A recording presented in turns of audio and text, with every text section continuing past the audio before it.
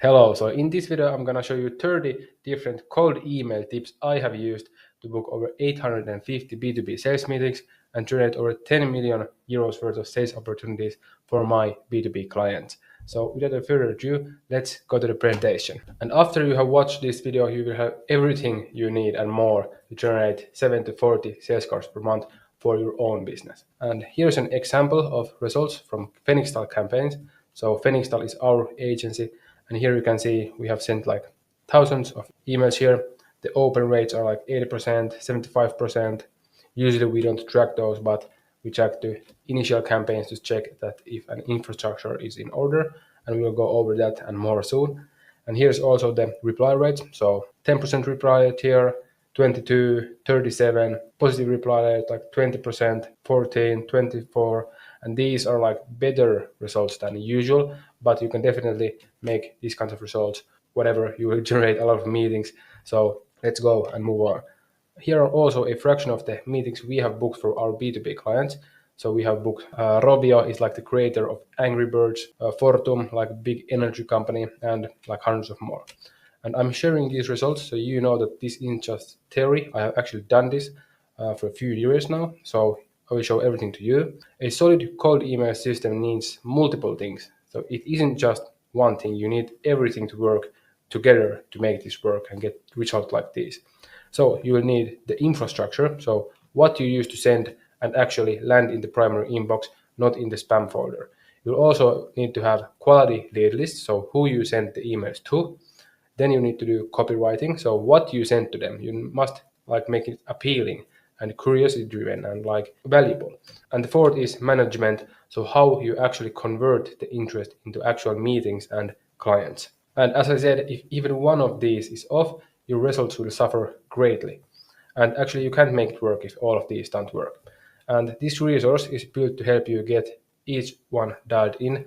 And you can actually get this whole document from the description below. So go ahead and use it like beside you when you are creating your own cold email campaigns. And at the end of this video, we'll cover a fifth after overlooked area of cold email, which is getting increasingly more important in 2005 and beyond because everybody is skeptical. You need to like build trust fast, and that is your online presence.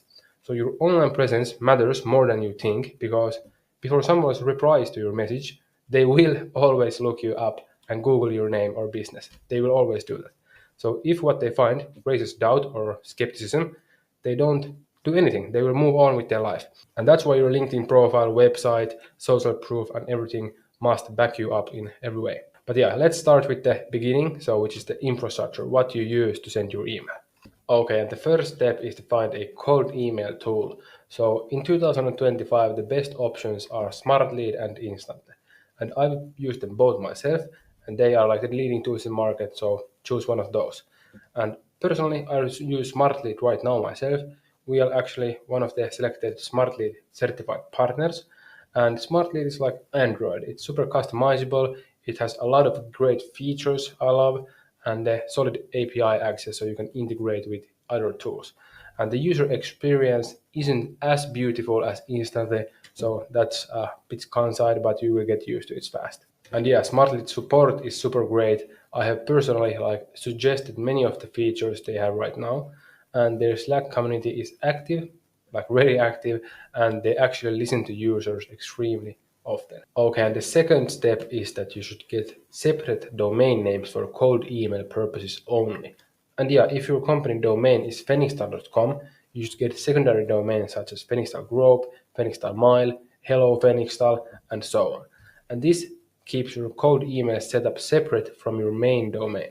And why should you do this in the first place? So if you decide to send like hundreds, if not thousands of emails from your main domain that I have seen people do, sooner or later, and probably sooner, Google and Microsoft will find out and people will mark you as spam, and yeah, Google and Microsoft will like blacklist the domain. And when this happens, all of your email go to spam and your communication with your clients and coworkers will get destroyed. And this is not worth the risk. This is extremely bad. It's hard to fix, so don't do it. Get the separate domains. And yeah, when I started cold email myself, this was pretty technical and like hard to do.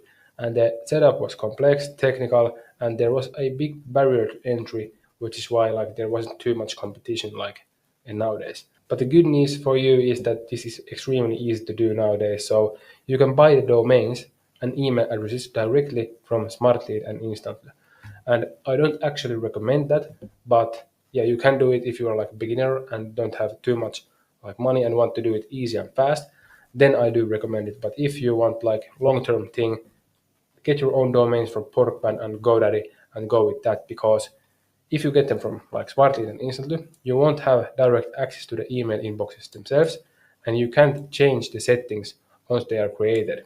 So that's like a downside. And also this takes us to the third step, which is the setup SPF, DKIM, and DMARC records.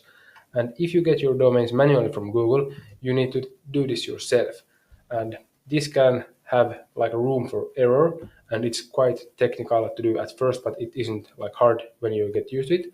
And yeah, you can find the instructions here from document, and you can find this document from the description. And simply put, these like records here are snippets of code that verify to Google and Microsoft that you are a trustworthy and legit sender. And if you get domains from Smartly and instantly, they will do this automatically for you, which saves times and headaches. But again, I don't recommend this because Smartly and instantly has had issues before, like setting this off perfectly. So that's why I like using like premium inboxes to do this. And yeah, here's an example of an SPF record inside a one domain name's like DNS setting. So here is like a TXT record, and here is like the SPF code snippet. And yeah, this takes us to the fourth step, which is create your users for your domain names. And as I was saying, I will get my user from premium inboxes because they are like cheap and they will do everything for you, which saves money and time. And you will set up 2 or 3 users for each domain names. And this is a good amount because if a domain like get destroyed and burned, you will only lose 2 to 3 users. And this is also a low amount. So when Google and Microsoft sees that, okay, this domain is sending emails, it isn't like tens, thousands, and because that is skeptical and not normal. And we want to look like humans. And here is an example of users in different domain names. And also keep in mind that one user can safely send maximum of 20 emails per day. So if you want to send like 200 emails per day, you will get 5 domain names and 2 users for each domain. And you can and should like create Google and Microsoft accounts. And this is because Google users don't end up to Google users' spam folders as easily and vice versa. And inside Smartlead and instantly, you will have this option of ESP matching setting, where users automatically send Google to Google and Microsoft to Microsoft, improving your deliverability. Okay, and the fifth step is to warm up your new email accounts. And if you start sending emails right away with your new users, they will go to spam because that is not normal, like to register an email in the first day and then start sending 20 emails per day. So this is how Google and Microsoft knows that you are probably a cold emailer and they don't like those. So just warm up, and this is easy to do inside Smartly and instantly. And this takes like 2 to 3 weeks. 2 weeks is minimum, 3 weeks better.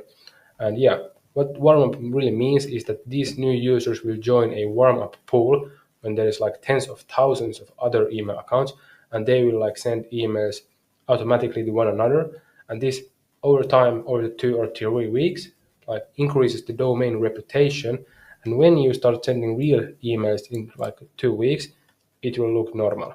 Okay, the sixth point is to understand the campaign settings. So we are not sending emails yet, but it's important for you to understand what the settings you can do inside these sending tools. So the first setting usually is that you can control when your email automation and the email sequence ends. And for example, it can end when a person replies to you, and this is what I use myself. Or you can also end the sequence if a person clicks on a link or opens your message, but I do not recommend tracking those. So like this is the only option. And nowadays I don't even track the open rate, so you can also turn this off here. So boost your deliverability by sending plain text emails without HTML, and this will automatically turn these off, because if you want to track the open rates, it will add a pixel to your email, and that is like not text, it's kind of an image. And Google and Microsoft will check that out, and it will like increase the chances that you go to spam. So don't track open rates. And you can also choose a setting where communications and the sequence stops for all decision makers inside the same domain name, so inside the same company, if one of them replies. But I don't use this myself because after one person says no, the other one says yes. Then there is bounce rate. A bounce occurs when an email address you're targeting does not exist. And this is why it's super important to verify your lead list, but we will go that over shortly. And if too many of these happen, these bounces, Google and Microsoft will interrupt you as spammer, because spammers do not care. They just send tens of thousands of emails to any email, and that is a mark of a spammer. And Google and Microsoft will punish you for it. So always put this on and verify your lead list. And yeah, the last one here is that you can always add an unsubscribe link at the bottom of your email, but I don't recommend doing this because it's a link, and again it will get you to spam folder more easy. So you can achieve the same effect by writing something inside the copy, such as, if you don't find this email interesting, you can just say so, and I will not email you again. And also do very short sequences, so 2 or 3 messages per person is enough. Okay, amazing. Now you have a firepower to send a lot of cold emails safely that don't end up in the spam folder. Now it's time to find your lead list and to find the persons you will contact. So the first step is to define what is your target audience. So yeah, before we can even gather the list of companies and decision makers, we will need to know who they are. And this will help you define the right target audience. So if you have existing case studies, that's a good indicator that you should target companies like those. Also, if you have done market research or you have insights inside to some kind of industry, that is a great industry to target. And also, if you are interested in something, or if you have years of experience in something, that's also a great target audience for you. And also a great target audience which is profitable will check these 4 criteria. So they are burning pain or need. So they actually need something or are in pain right now. They have a budget to pay. So they are not poor, because you need to actually get money from your services. So don't sell to poor people. And also it's easy to reach. So you should be able to find these people with the tools we will go over. If they are extremely hard to find, such as shamans, for example, you should not target them. And then also that their future looks bright. So tech companies is great, sustainability companies is great, but maybe paper companies is not so great. Okay, and once you know your company criteria, it's also good to know the most relevant decision makers you want to speak to. So here are some examples.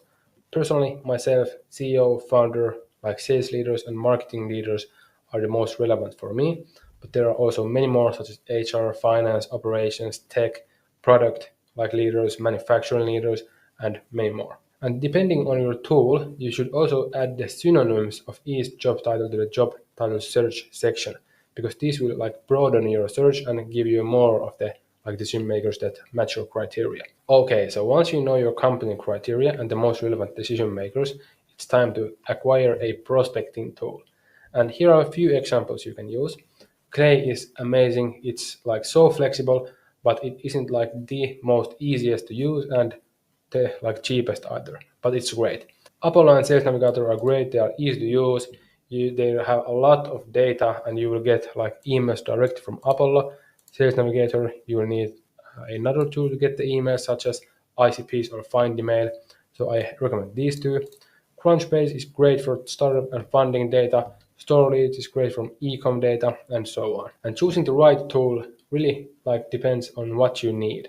But if you're not sure and just want something to get started with, I highly recommend Apollo and Sales Navigator.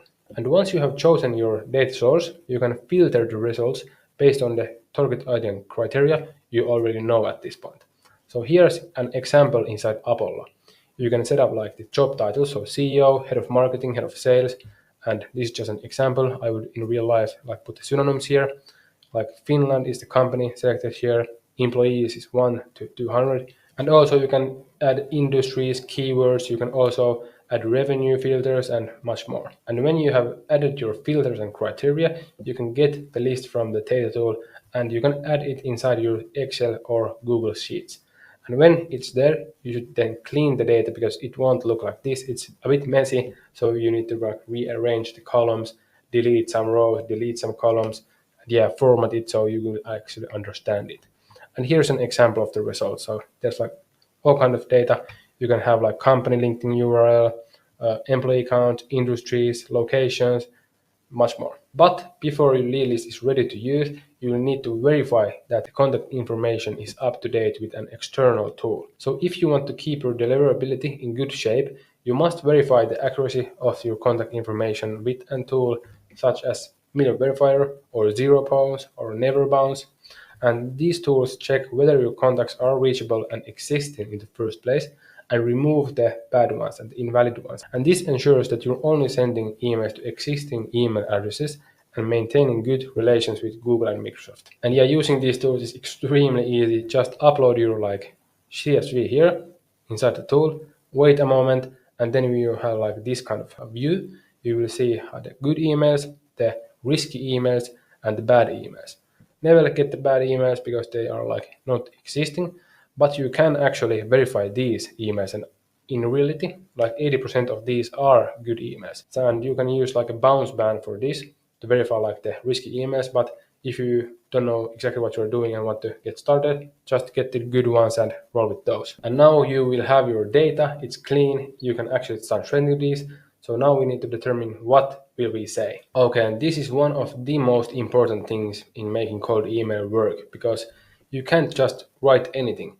We are targeting cold traffic here, so the first step is to create a clear and compelling and specific offer made for cold traffic. And if you can't explain your offer in one sentence on who, how, and what you are offering, writing a good message is impossible and it will not work. And a good offer has relevance, it's also specific, it also has a time frame, it's also risk-free or as risk-free as possible, and clear to understand. Not clever, but clear, like sixth grade reading grammar. And you can also leverage elements that enhance your offers, such as bonuses, scarcity, urgency. And I'm not saying that you need to use all of these in one sentence. For example, these are more used inside your sales process and the sales presentation, but you should have most of these in your offers. And let's take an example. This is a generic and really bad offer. I help companies advertise on social media. Congratulations. So does 10 million people. And here is a good offer. I help you gym sell out memberships in 60 days completely on your behalf with no upfront costs. And in reality, you don't have to have as good an offer as this, because this is almost too good. But this is just an example to show contrast between bad and good. And let's break this down. Here is I'll help you gym, so a specific target audience, sell out memberships. Okay, this is the offers. We will help them sell out their memberships in 60 days, so the time frame, completely on your behalf. Okay, wow. So not much to do from the client's side. Really clear to understand, not buzzwords and fancy words that just are confusing and not good in reality. Okay, now you have your offer, so the next thing is to prioritize relevance.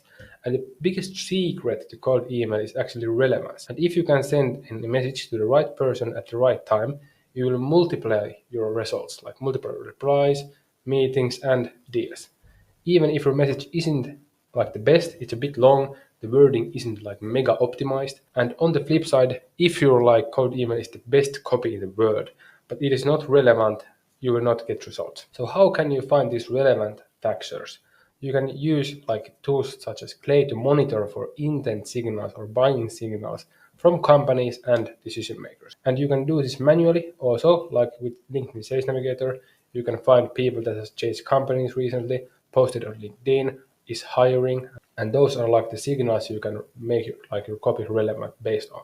And here is an example of a place Clay workflow I created. So inside Clay, you can look for these signals, then you can push the companies and the decision makers and the email addresses with the signals to specific campaigns to make really relevant campaigns. Okay, and with Clay, you can actually personalize your emails at scale. And people often confuse relevance with personalizations, but it is not actually the same thing. Relevance means that something has happened and your message is timely right now.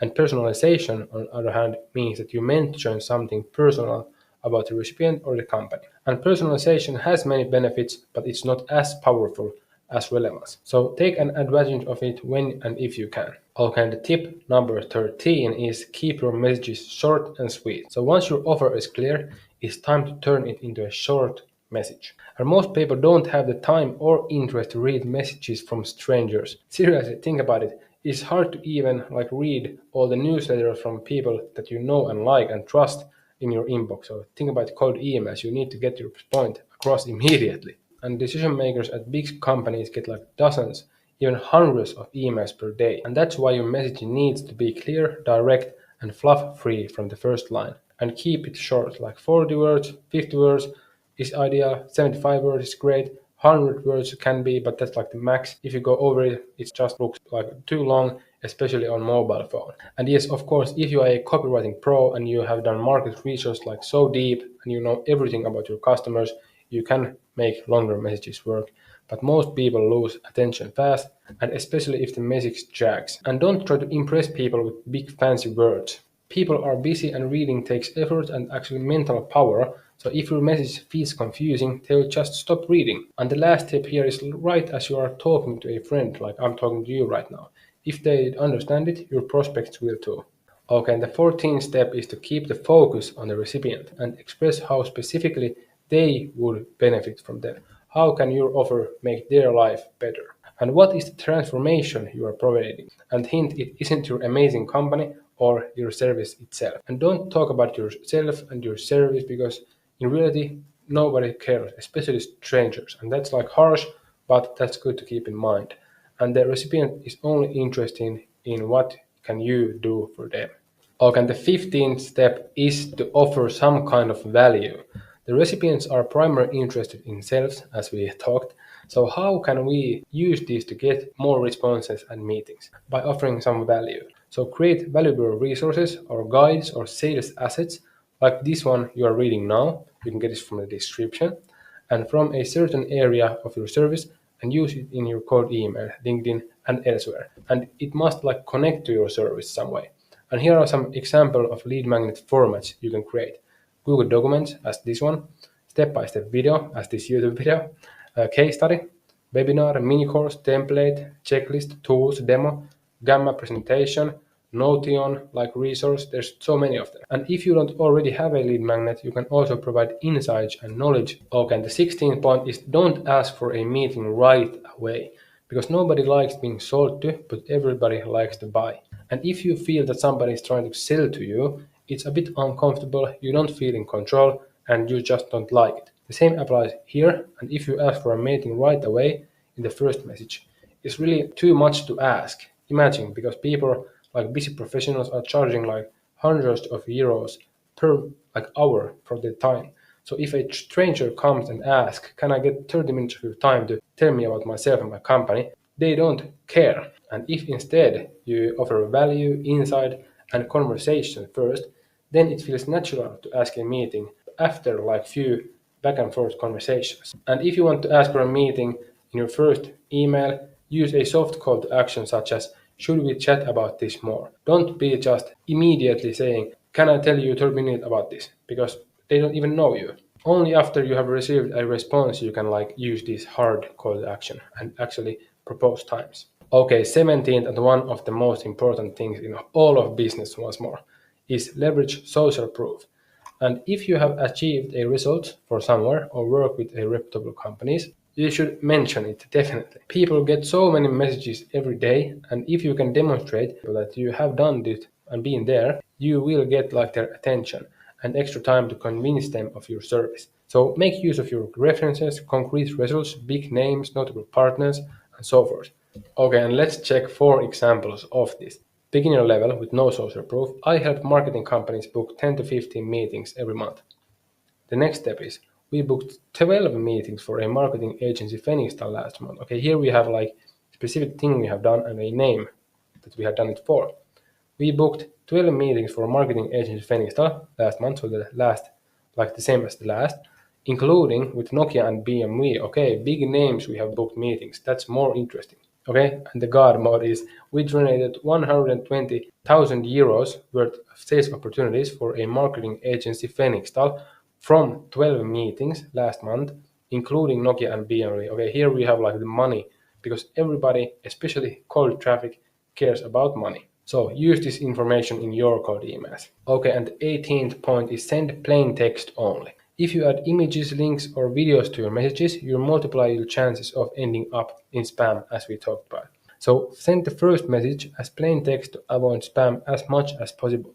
And you can add links and images and videos later in the follow-up messages, because if you send the first email and it lands, the next email will go to the same thread, and this makes it so much more likely not hit the spam folder. And also, if they have replied, then you can send the resources, lead magnet you have by links or whatever. Okay, and the 19th point is that don't be afraid to be yourself. Because if you try to please everyone, you will blend in with everyone, and that is not good. Don't be afraid to use humor, show personality, or break the pattern a little bit. You don't need to write these perfect sentences in a maximum optimized way, because everybody is doing that, and that is boring. This is especially true if you write copy with ChatGPT. It will remove the human aspect of things, and it will just read basic copy. And one of my best performing openers back in the day was, hey, I was thinking about who to send unwanted emails to first thing in the morning. Congrats, you were selected. And anyway, it had nothing to do with the offer itself, but it stood out. And I got way more positive replies and replies in general because of this, and it booked more meetings than usual. And yeah, it did actually get a few negative replies, but when I checked their profile and things, they wasn't the kind of people I would hit off with. So whatever, that's clearly a good thing. Okay, and the tip number 20 is test, test, and test. Because if you create just one offer or message, you will never know if it's the best one, and it most likely won't be. And here are some few ways to test different things. So the most important thing to test is your offer itself. That will have the highest level of change. Then you can also format your offer in different ways and try different angles. You can try shorter and longer messages, formal and casual messages. You can also try adding humor or test without it, and A/B test different variations and always try to find the best one and then create new ones to test against it. And in Finland and other markets, there can be problems with this because the target audience size is not that big. So you can't create meaningful A/B tests months over end. So if you want a meaningful test, you need to send at least 200 per variation, and this is really low even. You need to 500 or 1000, because if you test just with 10 messages per variation, the amount of data is not nearly enough to make good decisions. And in Smart Lead, you can easily create A/B tests which distributes the messages evenly among the recipients. So for example, here we have 4 A/B tests, and you can even decide if you want manual distribution, so 25%, 25, 25, 25, or if you want AI percentage distribution, so it will automatically give more volume to the winning angle. Okay, and the 21st tip is to create a message sequence.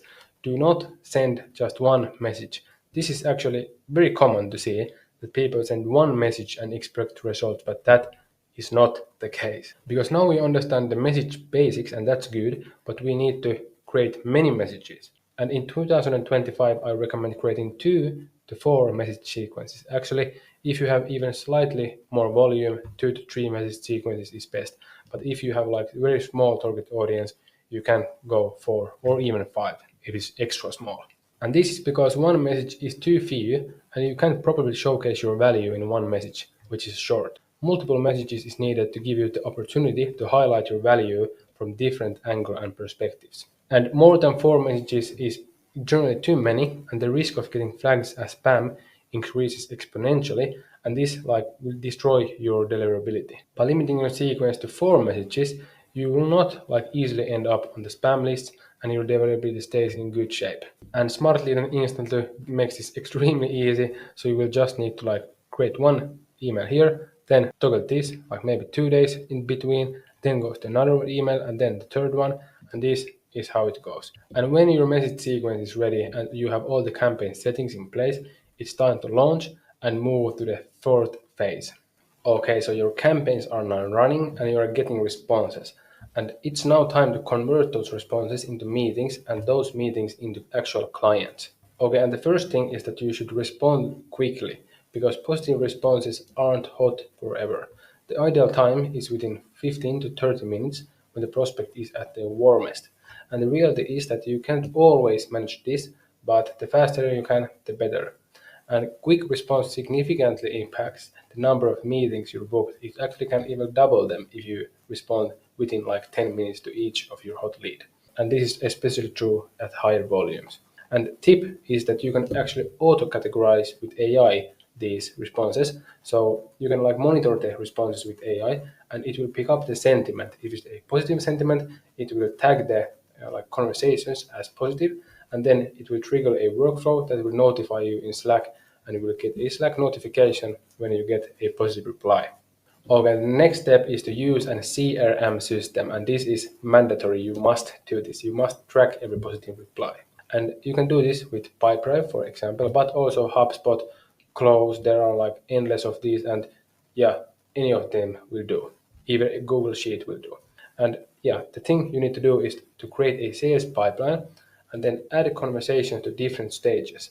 And then you need to schedule a reminder for these conversations. And yeah, a CRM helps you move each conversation towards a deal as efficiently as possible and keep your sales under control. And you will have like a bird's eye view of what is happening in your business. Okay, and this is what a CRM pipeline can look like. Okay, and the 24th tip is don't give up early. Because if you don't get a response after a few messages, do not give up. Because people are busy and they will forget. And a good rule of thumb is continue with follow-up messages until you get a clear yes or no answer. And this is actually after you have gotten a positive response. Don't just spam people if they don't like express interest. And believe it or not, I have actually personally booked meetings even after 9 months of like communication. So don't give up early. And yeah, at first you can like follow up every 2 days after positive response, but then you can like maybe send them once a week, once 2 weeks, once 4 weeks at like later stages. And you can easily add like reminders in your CRM at like similar intervals such as every 3 days. And when you come back to your CRM every day, you will look, okay, here are like the alerts, and I need to reach out to these people again. And you can even add subsequences inside SmartLinkedIn instantly, so you can automate these follow-ups to a certain point. Okay, and the 25th tip is book your meetings manually in the email conversations. So when you ask for a meeting and the prospect accepts your proposal, don't send a calendar link and ask them to book the time themselves. That's, in my opinion, even a bit rude, and also they will not sometimes book the meeting. So this creates unnecessary friction and reduces the number of meetings that actually happen. Instead, you should offer a few options, such as would Monday or Tuesday at 10, 12, or 14 work for you?